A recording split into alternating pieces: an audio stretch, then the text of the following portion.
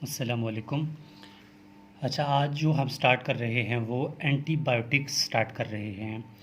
उसमें सबसे पहला मतलब देखिए ना, डिफरेंट एंटीबायोटिक्स होते हैं जिसमें protein synthesis inhibitors, DNA synthesis inhibitors, cell wall synthesis inhibitors, folic acid जो पाथवे है उसके इनहिबिटर्स, मतलब डिफरेंट टाइप्स के जो है वो एंटीबायोटिक्स होते हैं। सबसे पहला जो है हम स्टार्ट कर रहे हैं पेनिसिलिन, मतलब सेल वॉल सिंथेसिस इनहिबिटर्स। अब किसकी सेल वॉल सिंथेसिस इनहिबिटर्स? जो बैक्टीरिया के सेल वॉल जो है उनकी सिंथेसिस इनहिबिटर्स पढ़ेंगे हम। उसमें जो है सबसे पहला पेनिसिलिन पढ़ेंगे कि भाई जो पेनिसिलिन है वो उसकी क्या क्या क्लासिफिकेशन है, कौन कौन से उसकी जनरेशन है और क्या क्या इसका काम और किस तरह करता है, वो ओवरऑल देखेंगे। अच्छा देखिए, पेनिसिलिन की स्टार्टिंग में ले तो हम कहेंगे कि penicillin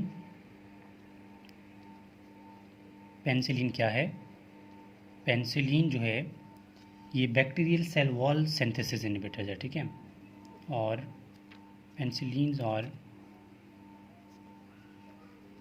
cell wall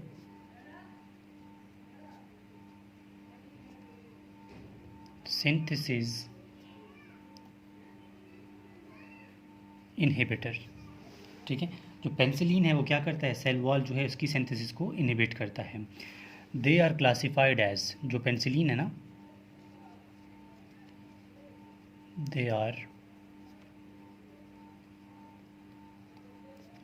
classified as, मतलब जो पेनिसिलिन है उसकी क्लासिफिकेशन है आगे। मतलब सबसे पहला नेचुरल पेनिसिलिन है, ठीक है। नेचुरल पेनिसिलिन, सबसे पहले तो पेनिसिलिन जो है वो नेचुरली मतलब जो है डिस्कवर्ड हुआ था ना। बाद में इनके रद्द-बदल करके डिफरेंट ग्रुप्स के साथ मिलाकर उनको मज़ीद जो है रिएक्टिव करवाया गया। नेचुरल पेनिसिलिन में सिर्फ दो ही पेनिसिलिन आते हैं, ठीक है। नेचुरल पेनिसिलिन में नंबर 1 है penicillin G and penicillin V and penicillin V, ये हमारे पास नेचुरल पेनिसिलिन होते हैं, ठीक है। अब सेकंड जो हमारे पास क्लासिफिकेशन है वो आती है narrow spectrum penicillin. Narrow spectrum penicillin. Narrow spectrum penicillin को याद रखने के लिए जो हमारे पास फार्मूला है वो है कॉमन, COMN, ठीक है। सबसे पहला जो है हमारे पास cloxacillin, cloxacillin CLO, cloxacillin. Number 2 O है तो ऑक्सासिलिन, ऑक्सासिलिन। M से है मैथीसिलिन, मैथीसिलिन। N का मतलब है मैफीसिलिन, ठीक है, नेफीसिलिन। ये हमारे पास हो गए नैरो स्पेक्ट्रम पेनिसिलिन, ठीक है। अब जो है जो थर्ड में हमारे पास जो आते हैं, नैरो के बाद ब्रॉड स्पेक्ट्रम पेनिसिलिन आता है, ठीक है। Broad spectrum penicillin, broad spectrum penicillin. Broad spectrum penicillin बहुत आसान है, इसको ए स्केयर से याद कर लें, ठीक है। दोनों ए से स्टार्ट होंगे। पहला जो है वो क्या होगा? एमॉक्सासिलिन, एमॉक्सीसिलिन। एंड सेकंड है एम्पीसिलिन, एम्पीसिलिन। इतनी सी बात है, एमॉक्सासिलिन एंड एम्पीसिलिन। अब जो है फोर्थ यानी लास्ट, उनको बोलते हैं, देखें, natural penicillin, narrow spectrum penicillin, broad spectrum penicillin. जो लास्ट में आता है वो है एंटी सोडोमोनल पेनिसिलिन, एंटी सोडोमोनल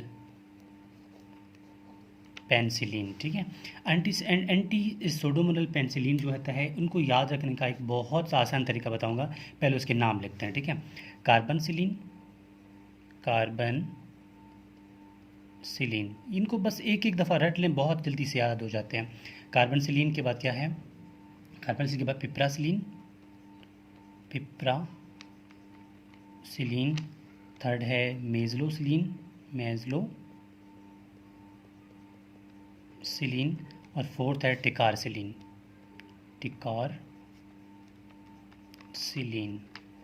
अब एग्जाम्पल इनको याद रखने का जो फार्मूला है ना उनको देखें।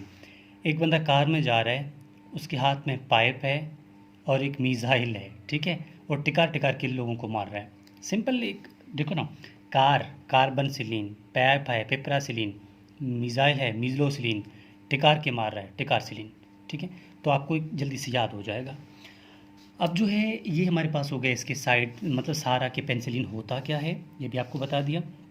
अब जो है इसका एक साइड इफ़ेक्ट बता के फिर इसका मोड ऑफ एक्शन देखते हैं। साइड इफ़ेक्ट्स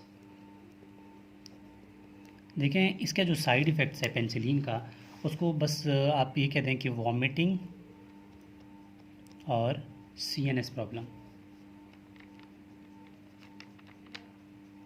डिजीनेस, इस तरह की चीज़ें ना, CNS प्रॉब्लम, ये तो हो गया हमारे पेनिसिलिन के साइड इफ़ेक्ट्स।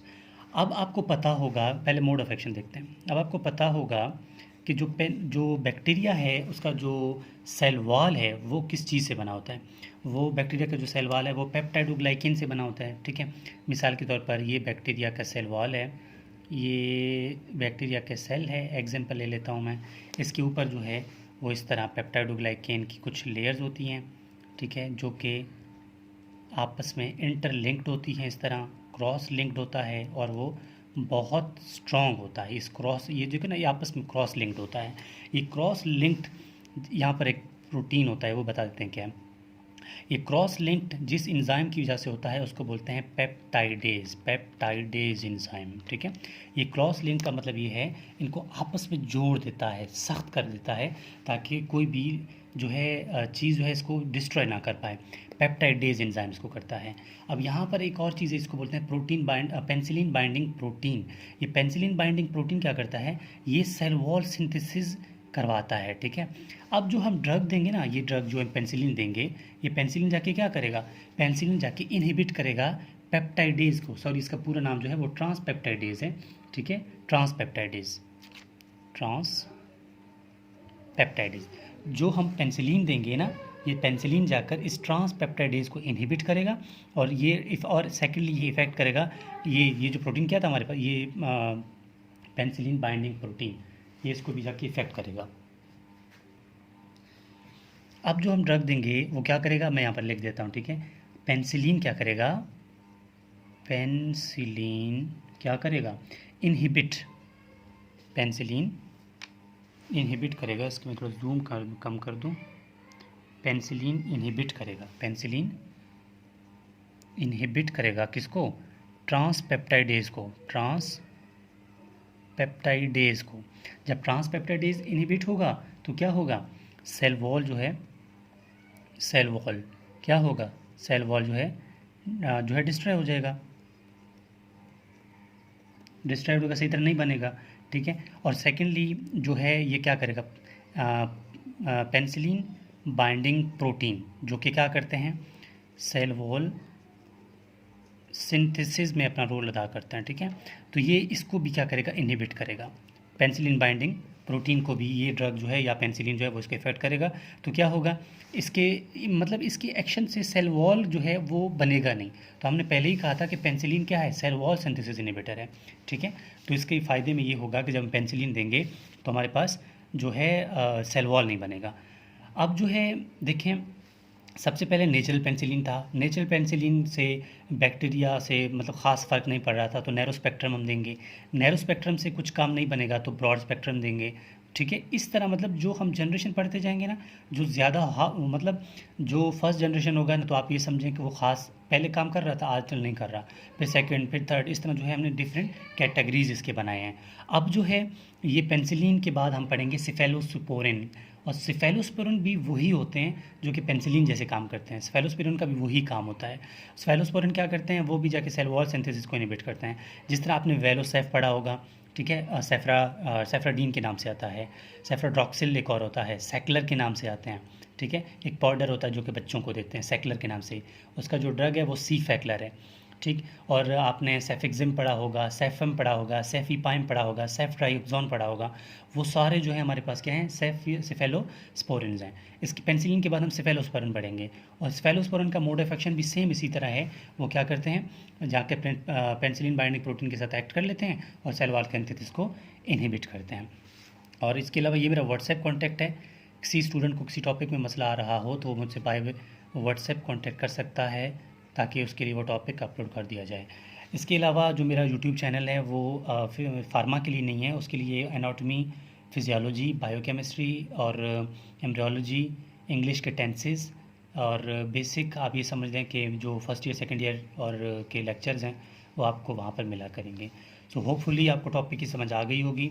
फिर भी कोई कमी पेशी है तो आप हमें कमेंट बॉक्स पे कमेंट करके बता सकते हैं। Thank you.